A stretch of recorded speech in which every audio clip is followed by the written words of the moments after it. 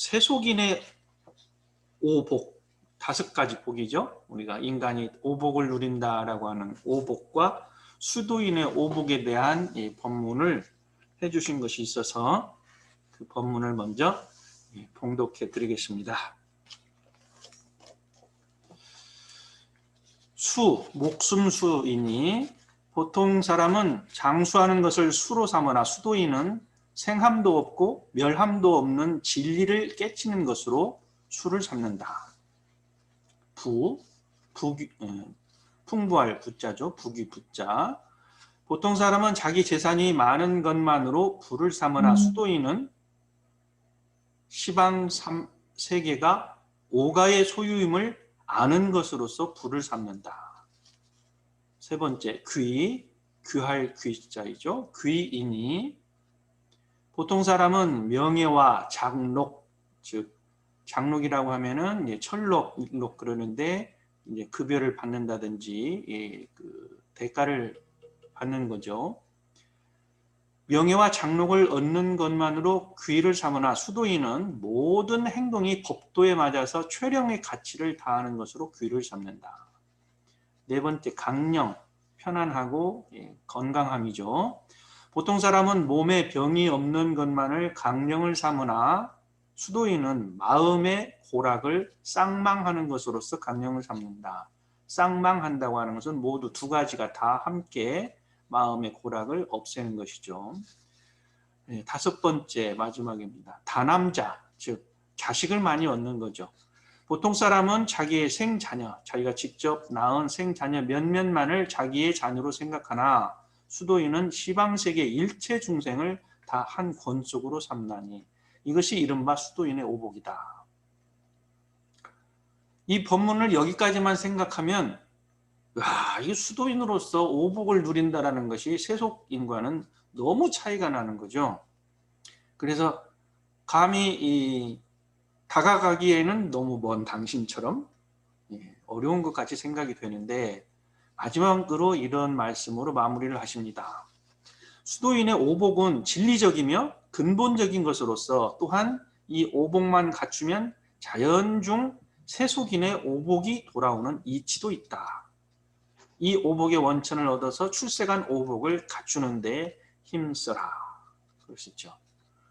이렇게 처음에 말씀은 보통 세속 사람과 수도인의 그 복을 추구하는 것이 매우 상대적인 차이가 큰 것 같으나 이 마무리해서 말씀하시는 것은 수도인의 이 오복을 추구하는 것이 진리적이다. 근본적인 것이다.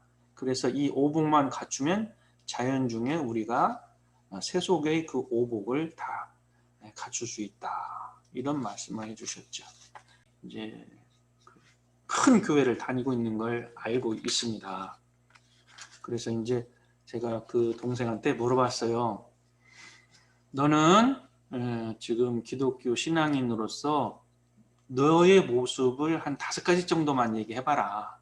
나는 이러한 기독교 신앙인으로서 이런 모습을 갖추고 있다. 또는 뭐 기독교 신앙인으로서 이렇게 산다라고 하는 것을 한번 5가지 정도 한번 얘기해봐라. 그랬더니 첫 번째 얘기가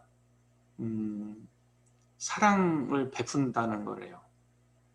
자기 마음속에 주위 사람들에게 감사 표현하고 사람들에게 친절을 베푼다. 그것이 자기 사랑이라고 합니다. 오늘 또 점심을 먹고 병원에 함께 갔었는데 이 동생이 이제 의사한테 어떻게 얘기를 했는지는 저는 못 봤지만 이제 접수처에서 간호사들에게 이야기를 하고 나오는데 매우 친절하게 이렇게 인사를 하더라고요. 그러면서 이제 저랑 같이 나오면서 그래요. 형님, 이렇게 기왕이면 그 사람들에게 감사의 고마움의 표현을 하면 저 사람들도 좋아하는 것 같아요. 그래. 참 의사, 병원이라고 하는 것은 정말 고마운 곳이지. 그 사람들에게 당연히 감사해야 되지. 감사 표현 잘했다. 그런 말 했어요. 밥 먹고 나서도 그러더라고요. 이 동생이 식당에서도 그렇게 하더라고요. 그래서 이제 법당에서 이 이야기를 들었을 때 이미 조금 전에 제 동생이 병원에서 식당에서 그 했던 그 모습을 보고 아, 이 친구, 이 동생은 지금 아주 생활화가 되었구나. 신앙인의 모습이 몸에 알게 딱 되었구나. 그걸 제가 확인할 수가 있었어요. 두 번째 특징이라고 그 너의 모습이 또 뭐가 있느냐 그랬더니 기도를 하죠. 그래요? 기도 어떻게 하니? 그랬더니 그냥 일상적으로 기도해요. 묵상을 한다고 그래요. 그 얘기를 하고 세 번째는 남들이 잘 하지 않고 싫어하는 것을 자기가 몸소 실천을 한다고 그래요. 오늘 교당에서 아이스크림도 먹고 뭐 그랬거든요. 근데 이 동생이 그 아이스크림 껍데기도 다 치우고 또 주방, 화장실 이런 데를 본인이 그 뻥뚫어 같은 그런 표백제를 가져와 가지고 다 해주는 거예요.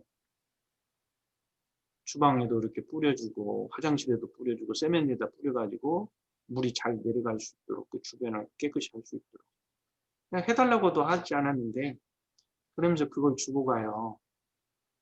이런 것이 있으면 이제 생활에 편리하다고 깨끗해지고 그런다고. 그래서 야 정말 몇 년 만에 이 만난 그 동생인데 이런 행동을 참 서슴없이 하는데 성격도 참 맑다 이런 생각도 했어요. 그래서 뭐 화장실도 변기에 이렇게 서서 앉아가지고 만지면서 그걸 그 뿌리고 따뜻한 물을 막 넣고 그래서 야 이거 전혀 이 경계심이 없구나. 전혀 뭐 할까 말까 뭐 이런 마음이 없이 아주 수수하게 그 잦은 일을 하더라 이 말씀이죠. 그래서 이 사람이 얘기한 남들이 싫어하는 일 자기가 먼저 이렇게 희생한다, 봉사한다 이런 말도 제가 또 확인을 했죠. 그 다음에 이제 네 번째는 그 설교 말씀을 많이 듣는데요. 동영상으로. 그래. 그리고 이제 다섯 번째는 이제 모임에 참석을 한다는데 그 모임이 무슨 모임이냐 그랬더니 이제 우리말로 말하면은 이제 교화예요. 교화 모임, 선교 모임. 거기를 자주 간대요. 그리고 이제 성경 공부도 한답니다. 그 모임에서. 그 이제 친교도 된다고 그래요. 우리 동생에게 그 이야기를 들으니까, 이 전체가 다 제가 오늘 여러분들에게 드리고자 하는 뭐 핵심이 다 들어가 있는 거예요. 그래서 참, 기독교 신앙을 하고 있는 저희 동생의 이 다섯 가지가 뭐 요체를 다 드러냈다. 이런 생각이 들었어요. 이제 우리들이 이제 신앙인의 모습을 또 수행인의 모습을 이제 경전의 근거를 찾는다면 예, 이론상 신앙을 어떻게 하나이까? 이론상 수행을 어떻게 하나이까? 라고 하는 이제 교육품 4장과 5장이 이제 우리 원전이 되죠.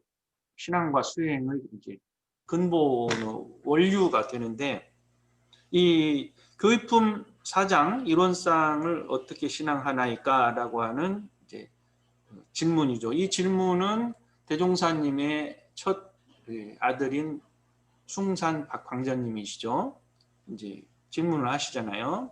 그러니까 대종사님께서 이론상을 신앙의 대상으로 하고 그 진리를 믿어 복락을 구한다. 라고 하시고, 그 다음 이제 교육법 5장에는 이론상을 어떻게 수행합니까? 라고 하는 질문에는 이론상을 수행의 표본으로 삼고 그 진리를 채받고 자기 인격을 양성한다. 이런 요지로 말씀하시고 이제 구체적으로 설명을 하고 계시죠. 첫째는 사하님의 은혜를 안다는 것. 즉 감사라고 하는 말을 잘한다. 감사할 표현을 잘한다. 그리고 이제 주위에게는 친절과 그 은혜를 많이 베푼다. 이런 특징이 있다. 두 번째는 진리의 기도를 많이 한다. 즉 타력의 힘에 의지한다는 거죠. 어디까지나 이제 우리 신앙과 수행, 그 진리를 채받고 합의를 하는 것은 결국은 타력과 자력을 이제 병진하는 건데, 진리의 기도를 한다고 하는 것은 타력의 힘에 의지하는 것이죠. 그래서 일상생활에서 수시로 건건마다 또는 정기적으로 아침 저녁으로 묵상 자기 기도를 한다, 신고를 한다. 세 번째는 이제 봉사, 봉공, 희생의 가치를 인간의 그 최령의 가치로 한다. 결국은 정말 나를 놓고 공을 위하는 이런 실천의 가치 추구를 한다. 네 번째는 이제 이거 지금까지는 이제 나 혼자의 모습이긴 하지만 마지막으로 네 번째는 함께 한다는 거죠. 뭐 교당 사람들과 함께 한다. 또 그 사람들과 모임을 자주 갖는다. 그 모임을 또 좋아한다. 이런 특징이 있다고 볼 수가 있겠습니다. 일들을 하지 않는다. 그런데 참여하지 않는다. 늘 가까이 하는 거죠. 그리고 가능한 이제 원불교뿐만 아니라 불교적인 설법 또는 타 이웃 종교의 설교를 많이 듣는다. 이치를 연구하고 자기 삶을 대조한다. 지리문답을 좋아하고 묻고 대답하기를 좋아하고 또는 교무님에게 또 성직자에게 또는 웃 어른에게 스승에게 고백하고 상담을 많이 한다. 마지막으로 정말 이분은 수준 높은 모습인데 이것은 전문적이라고 그럴까요? 우리 수도인으로서 전문적인 또 원불교인으로서의 아주 특별한 모습은 기록한다는 거죠. 자기의 삶을. 그래서 계문대조도 하고 유무념대조도 하고 또 감각감상도 쓰고 심신작용처리권도 쓰고 또 그날 있었던 일에 대한 메모와 기록을 통해서 자기의 그 심도 있는 공부를 한다. 이런 특징이 있다고 볼 수가 있죠. 저는 이제 이렇게 말씀드리는 이유는 자, 우리가 편수할 수 있어요. 신앙에 편수할 수 있고 수행적인 측면으로 편수할 수 있어요.